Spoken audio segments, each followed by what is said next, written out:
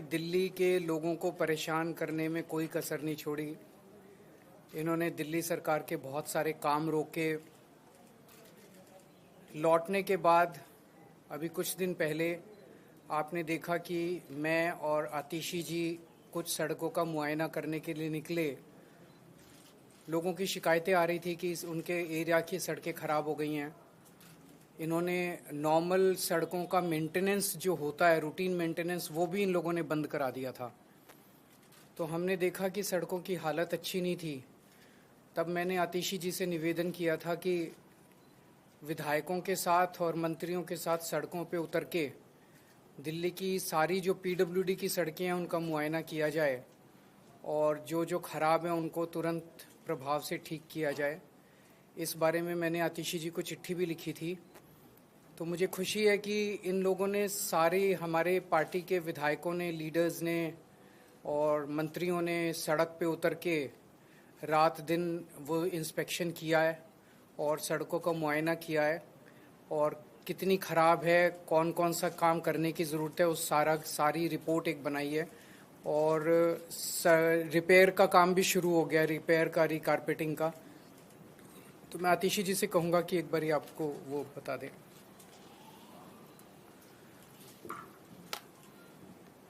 जैसा कि आप सब जानते हैं कि भारतीय जनता पार्टी की केंद्र सरकार ने आम आदमी पार्टी के खिलाफ, हमारे मुखिया अरविंद केजरीवाल जी के खिलाफ षड्यंत्र रचकर एक झूठे केस में फंसाकर अरविंद केजरीवाल जी को 6 महीने तक जेल में रखा। इस षड्यंत्र का मकसद ही था कि किसी भी तरीके से जो अच्छे काम दिल्ली की सरकार कर रही है, अरविंद केजरीवाल जी की सरकार कर रही है, उन कामों को रोका जाए। और हमने देखा कि किस तरह पिछले 6 महीने से दिल्ली के आम लोगों के डे टू डे कामों को रोका गया। लेकिन मुझे खुशी है इस बात की कि भारतीय जनता पार्टी का कोई भी षड्यंत्र सफल नहीं हो पाया। सुप्रीम कोर्ट ने हमारे मुखिया अरविंद केजरीवाल जी को जमानत दी, बहुत स्ट्रॉन्ग टर्म्स में केंद्र सरकार को लताड़ा। अरविंद जी के बेल पे बाहर आने के बाद वो और हम इंस्पेक्शन करने के लिए पीडब्ल्यूडी की कई सड़कों पे गए थे। मुझे उन्होंने एक पत्र भी दिया दिल्ली विधानसभा में पीडब्ल्यूडी की सड़कों की रिपेयर मेंटेनेंस को लेके।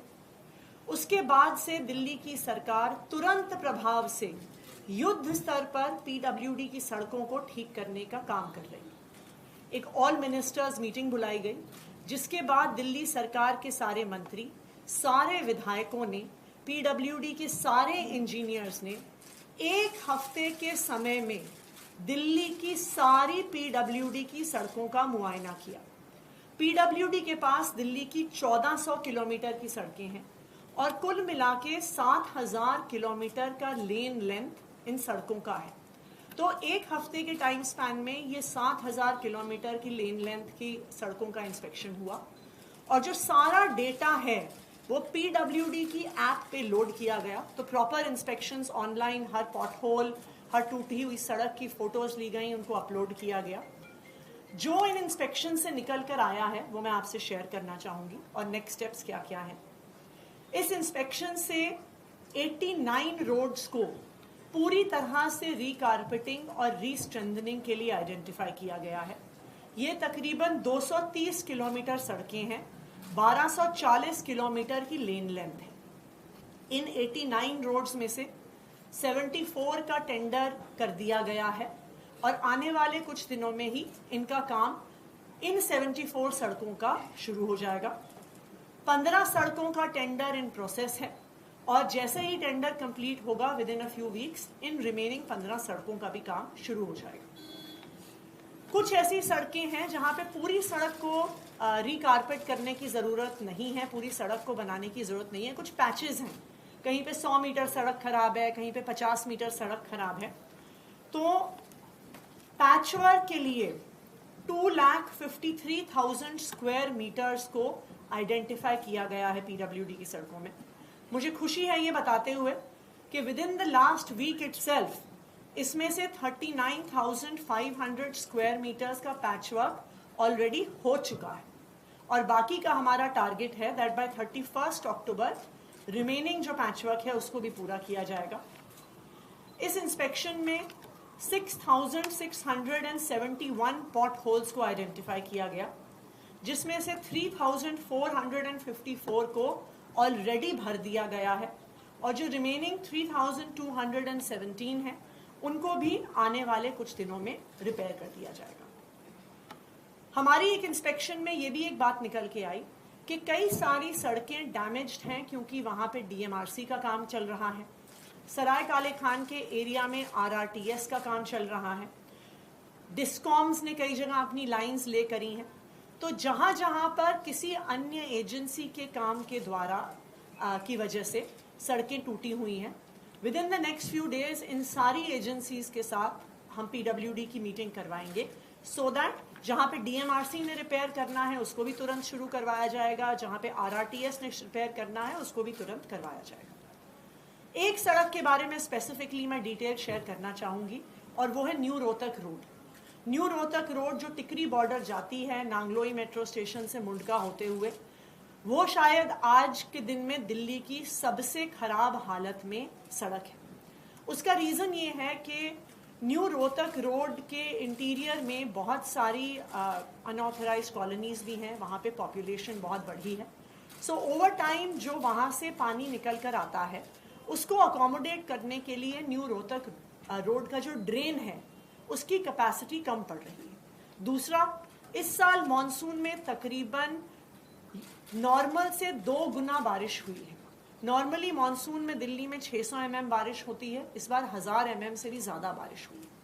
तो इसको ध्यान में रखते हुए न्यू रोहतक रोड पे एक नया ड्रेन पीडब्ल्यूडी द्वारा बनाया जा रहा है। ये ड्रेन नांगलोई मेट्रो स्टेशन से टिकरी बॉर्डर तक होगा। ये 2 पार्ट्स में होगा। नांगलोई मेट्रो स्टेशन से ड्रेन का एक हिस्सा हिरनकुदना ड्रेन में जाएगा और दूसरी तरफ से टिकरी बॉर्डर से ड्रेन का दूसरा हिस्सा भी हिरनकुदना ड्रेन में आएगा। ये एक लॉन्ग टर्म सोल्यूशन है कि आने वाले समय में न्यू रोहतक रोड पे पानी ना आए और उसकी वजह से सड़क खराब ना हो। इसके लिए 183 करोड़ रुपीस का सैंक्शन पीडब्ल्यूडी ने दिया है फ्राइडे को एक एक्सपेंडिचर फाइनेंस कमेटी की मीटिंग में। तो 4 हफ्ते के अंदर अंदर इस ड्रेन पर भी काम शुरू हो जाएगा and in parallel new Rohtak road की भी रीलेइंग का काम, जहां जहां गड्ढे हैं, जहां पे भी पूरे पैचेस करने हैं, जहां पे कंक्रीटिंग करनी है, उसका काम होगा। अरविंद केजरीवाल जी अब जेल से बाहर आ गए हैं और उनके मार्गदर्शन में युद्ध स्तर पर दिल्ली के जो रुके हुए काम हैं वो दिल्ली सरकार द्वारा किए जा रहे हैं और आगे भी करवाए जाएंगे। सर, मैं दिल्ली के लोगों को ये आश्वस्त करना चाहता हूँ कि हमारी अब लगभग 10 साल हो गए सरकार चलाते हुए और आप लोगों ने देखा होगा कि पहले 9 साल में आपको किसी भी तरह की हमने तकलीफ नहीं आने दी, चाहे वो सड़कें हों, चाहे वो अस्पतालों का वो हो, बिजली हो, हर तरह की सुविधा हमने दिल्ली के लोगों को देने की कोशिश की। इनफैक्ट पूरे देश के अंदर जो सुविधाएं आज दिल्ली के लोगों को पिछले 10 साल से मिल रही हैं वो उस किस्म की सुविधाएं पूरे देश में कहीं नहीं मिल रही हैं। लेकिन पिछले 1 साल के अंदर आप देख रहे हैं कि किस तरह से एक के बाद एक मंत्रियों को जेल में डाल दिया इन्होंने, दिल्ली को ठप करने की कोशिश की, दिल्ली के काम रोकने की कोशिश की, दिल्ली सरकार को डीरेल करने की कोशिश की। उसके बावजूद भी हम लगे हुए हैं, हम डटे हुए हैं। अब मैं बाहर आ गया हूं और जितने भी रुके हुए काम थे और जो तकलीफ़ें और समस्याएं लोगों को हैं, मैं उनको आश्वस्त करना चाहता हूं। उन सब की तरफ हम लोग अब ध्यान दे रहे हैं और आपकी समस्याओं का निवारण करना हमारा फ़र्ज़ है। मुझे पता चला है कि दवाइयों की कमी बहुत ज़्यादा हो रही है अस्पतालों में और मोहल्ला क्लिनिक में। इन लोगों ने दवाइयाँ बंद कर दी। इन लोगों ने अस्पतालों में और मोहल्ला क्लिनिक में जो फ्री टेस्ट होते थे वो बंद कर दिए।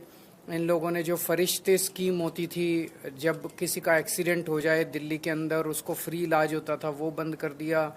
इन्होंने सड़कों का रिपेयर बंद कर दिया। इन्होंने ओल्ड एज पेंशन बंद कर दी। इन्होंने इस तरह से कई सारे काम हैं, कई होम गार्ड्स की और कई लोगों की तनख्वाहें बंद कर दी। वो सारे कामों पे अब हम लग गए हैं। जो जो दिक्कतें जो काम बंद किए गए, आतिशी जी से मैंने कहा है ये हमारी सरकार उन सारे कामों को चालू कराएगी और जो समस्याएं लोगों को हुई इसकी वजह से वो अब समस्याओं का निवारण करने की कोशिश करेंगे। सर आज एक और रेड हुई है, आप ही के आम आदमी पार्टी के सांसद है राज्यसभा के, उनके ऊपर ईडी की रेड हुई। ये समझ नहीं आ रहा, मतलब ऐसे ये कोई भ्रष्टाचार के खिलाफ तो जांच चल नहीं रही। जाहिर तौर पे इन्होंने मेरे को गिरफ्तार कर लिया, इन्होंने संजय सिंह को गिरफ्तार कर लिया, इन्होंने मनीष सिसोदिया को गिरफ्तार कर लिया, इन्होंने सत्येंद्र जैन को गिरफ्तार कर लिया, इन्होंने विजय नायर को गिरफ्तार कर लिया, इन्होंने विभव को गिरफ्तार कर लिया, इन्होंने आज संजीव अरोड़ा के ऊपर ईडी की रेड कर दी। तो ये कोई भ्रष्टाचार के खिलाफ जांच थोड़ी चल रही है। ये तो ऐसे लग रहा है जैसे प्रधानमंत्री जी एक पार्टी के पीछे पड़ गए हैं बुरी तरह से, और जितनी उनके पास ताकत है, एजेंसीज हैं, रिसोर्सेज हैं, सारे के सारे रिसोर्सेज एक पार्टी को और उसके नेताओं को ख़त्म करने के ऊपर लगा दिए हैं। लेकिन हमारे साथ भगवान है, हमारे साथ शक्ति है, तो हमने कोई गलत काम नहीं किया तो हम किस बात से डरेंगे। हरियाणा में भी इलेक्शंस हुए हैं और एग्जिट पोल बता रहे हैं कि बीजेपी जा रही है, नहीं आ रही है गवर्नमेंट में। क्या मुख्य कारण आपको लगते हैं जो इनमें? जाहिर तौर पे पूरे देश के अंदर अगर किसी सरकार का मुखिया, प्रधानमंत्री जी सुबह से शाम तक बस ईडी और सीबीआई करेंगे, बदला लेंगे, बदले की कार्रवाई करेंगे, लोगों को जेल में डालने का काम करेंगे, निर्दोषों को जेल में डालने का काम करेंगे, और केवल अब तो पूरा देश जानता है वो केवल एक आदमी के लिए काम कर रहे हैं, उनका एक दोस्त है, उसके लिए काम कर रहे हैं। तो धीरे धीरे जनता को समझ में आने लगा है कि वो भाषण कुछ और देते हैं और करते कुछ और हैं। तो अब वो जो उनका एक पर्दा था वो हटता जा रहा है और लोगों को के सामने सच्चाई सामने आ रही है कि किस तरह से लोग बेरोजगारी से परेशान हैं, लोग महंगाई से परेशान हैं, लोग उनके भ्रष्टाचार से परेशान हैं। अब उनकी सच्चाई लोगों के सामने आ रही है। सर, आपने कहा कि 9 साल आपने अच्छे से काम किया, फिर 6 महीने का एक पैच आया, अब 6 महीने बाकी बचे हैं, लेकिन अब आप चुनाव जीत कर भी आएंगे तो आश्वस्त कर पाएंगे दिल्ली वालों को, क्योंकि आप जनता के बीच तो जा रहे हैं, क्या जनता के आधार लगा, लेकिन क्या आश्वस्त कर पाएंगे कि आने के बाद अगर आए, जीत के आए तो फिर सारे काम होंगे? अभी भी होने चालू हो गए, बाद के आश्वस्त की तो बात की बात है। अभी सड़कें होनी चालू हो गई, सारे काम होंगे। कुछ काम अभी पूरे हो जाएंगे, कुछ काम उसके बाद होंगे, कहीं फिर नए काम भी होंगे, सारे काम होंगे। बीजेपी नेता अनूप पांडे हैं, तो उन्होंने आपको जो दिया गया राज्यसभा सांसद का जो आवंटित आवास है उसको लेकर आपत्ति भी जताई है। कौन है अनूप पांडे? जगदीप धाकड़ जी को उन्होंने पत्र भी लिखा है, उन्होंने शहरी विकास मंत्री को पत्र भी लिखा है कि वो आवास आपको क्यों दिया गया। तो उनसे पूछ लो, मेरे को क्या पता कौन अनूप पांडे है। तो वो चिट्ठी उन्होंने धनखड़ साहब को लिखी है, धनखड़ साहब जो ठीक समझेंगे वो। तो उनकी चिट्ठी पे मैं कैसे प्रतिक्रिया दे सकता हूँ? जिस रोड का आपने जिक्र किया है, रोहतक वाले रोड पे, वहाँ पर मैम आपने खुद ही बताया कि समस्या बहुत बड़ी है और गंभीर समस्या है, लेकिन वहाँ मैं न्यूज़ कवर करने गया तो वहाँ के लोगों ने कहा कि एक दिन की ये समस्या नहीं है, काफी पहले से समस्या चली आ रही है। लोगों में मायूसी और नाराजगी, इसे कैसे दूर करेंगे? चूंकि चुनाव इसको ठीक करा देंगे, पक्का ठीक कराएंगे। चुनाव से पहले मैं समझता हूँ कि ये सड़क जो है ये सिंबल बन गई है एक तरह से खराब सड़क का, और इसको ठीक कराना हमारी सबसे बड़ी प्राथमिकता है। मुझे पूरी उम्मीद है इसको चुनाव के पहले ठीक करा लेंगे।